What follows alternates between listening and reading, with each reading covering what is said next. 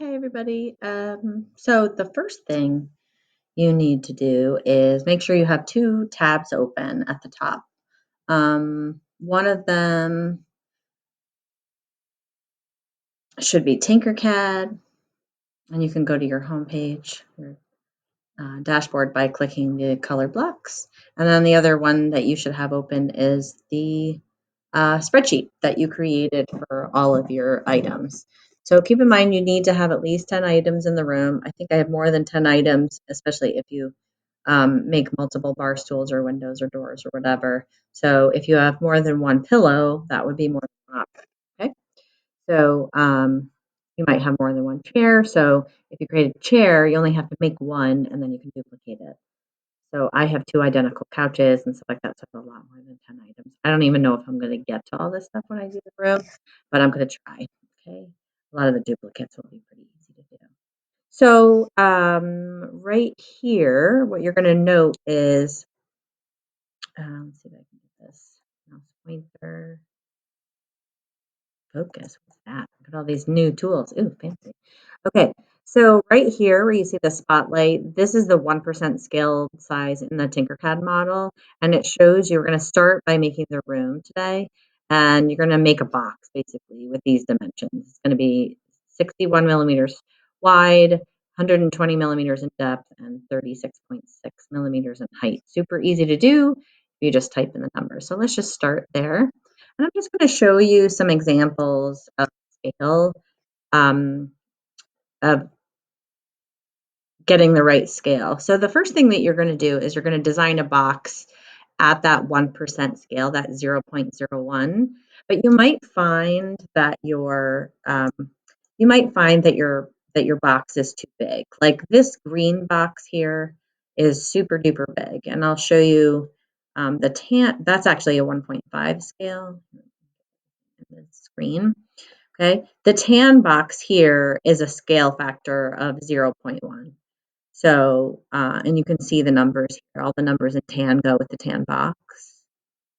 So this is 61 by 36.6 by 132, and the scale factor is 0.01. Your scale factor is already set at 0.01, and you might need to adjust that depend on how big the box gets on your screen. So if you had a box that was like the size of this green box here, you might want to scale it down a little bit, and I can show you how to do that on a separate video. Okay, so what you're going to do is you go to your Tinkercad, and actually I'm going to open up a new tab here. It's a good idea to have some items open already, or some tabs open already, and then instead of opening up links in the same tab, if you open up new tabs, you can just delete the tabs or go back and forth without much fuss. Okay, so we're going to make our first box as 61 by 36.6 by 132 because that seems like it's about right. And the reason you don't want it to be as big as the green box is technically, if you look closely, where is my mouse? If you look closely, you can see that the green box actually fits in the work plane, and that work plane is about the size of our 3D printer, but that's really kind of pushing the boundaries, and that's going to make a print take forever, number one.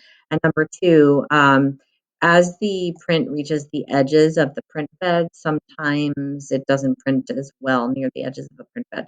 So it's now the only thing is with a room that's this big, all of your details are going to show in a lot of details. It's going to be really easy to see everything.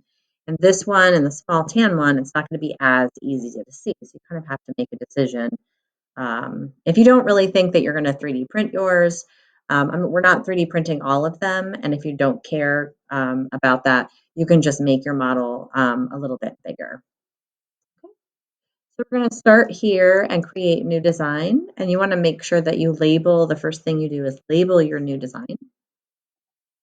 Okay, dream room. And then I'm just going to put 0.01 or 1%. Just so we have the right number. I'm going to drag out a box.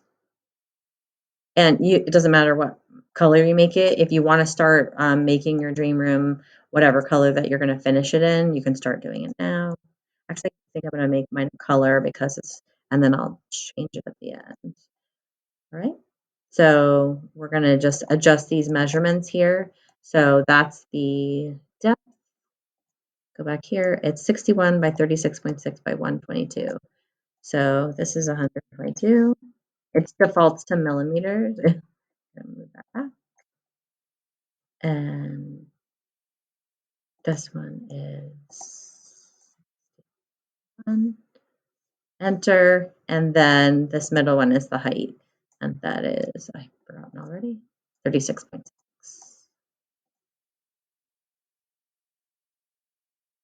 Okay, so that's the size of your dream room.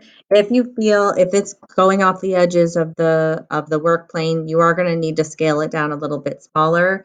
And the way you can do that is in here, changing your scale factor. If you need it to be smaller than it is, you can change it to 0.0. Oh, what should we do here? 0.75 maybe. Okay, and then it'll be a little bit smaller. Okay, that's 0.75%. Or you can make it bigger. So if it's too small, you can actually make it a little bit bigger, and then you'll have a bigger room. If you change the scale factor right here from, where's my mouse, options. Okay, if you change your scale factor here from 0.01 to 0.015 for the room size, that means you need to change it for everything. It's really easy to do, 0.015. That'll make your everything a little bit bigger. So if your room was too tiny, right, really, really small, you can make it a little bit bigger and then just press enter. Those numbers will change for you.